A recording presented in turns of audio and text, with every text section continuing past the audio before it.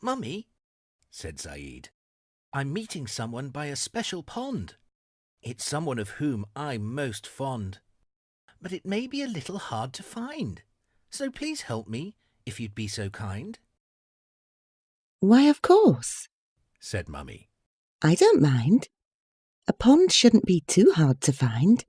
So they set off, walking along through a park and way beyond, until they stumbled upon a dark, green, murky pond. "That's not the pond we're looking for," said Zaid.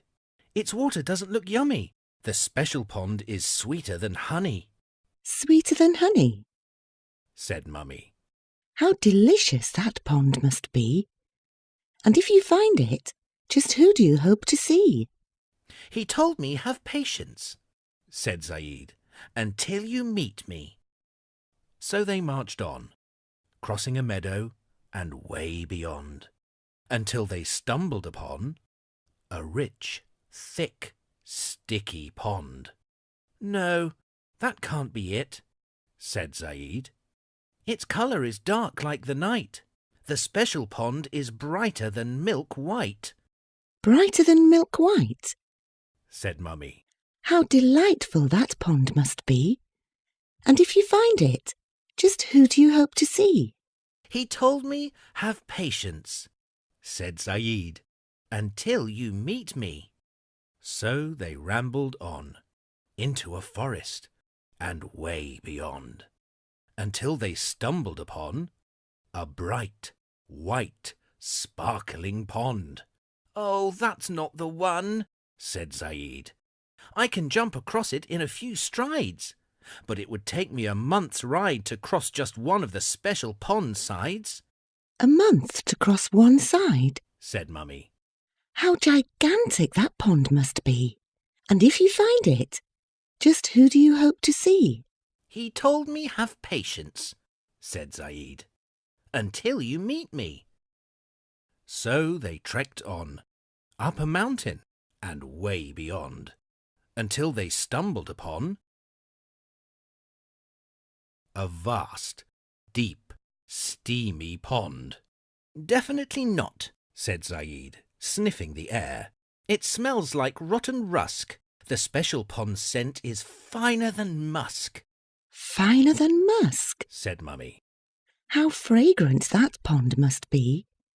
And if you find it, just who do you hope to see?" "He told me have patience," said Zaid, "until you meet me." So they roamed on, across a valley and way beyond, until they stumbled upon a fine, sandy, scented pond.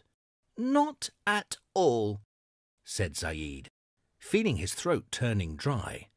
"There are no cups here for me to try, but the special pond is sprinkled with cups. More cups than the stars in the sky," "More cups than the stars said in the Mummy. sky? What a sight that pond must be. And if you find it, just who do you hope to see?" "He told me have patience," said Zaid, "until you meet me." So they sailed on, down a river and way beyond, until they stumbled upon a freshwater speckled pond. "I'm afraid not," said Zaid, as he scooped its water up to his lips.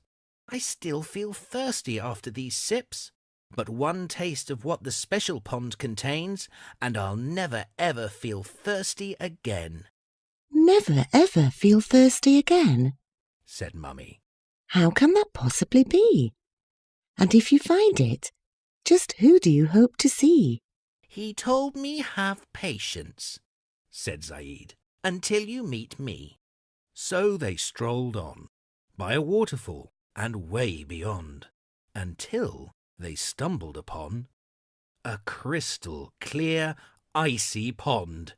"At last," said Zaid, "a pond of ice," "Thank God," said Mummy. "that should suffice." "Not quite," said Zaid. "The special pond is far more cold, and is fed by paradise streams twofold, one stream of silver and the other of gold. Paradise streams of silver and gold? Said Mummy with a little laughter. Why, that's a pond from the hereafter. And now I know just who you hope to see. But nonetheless, I'd like you to tell me. All right, said Zaid. Since we've come so far, I hope to meet...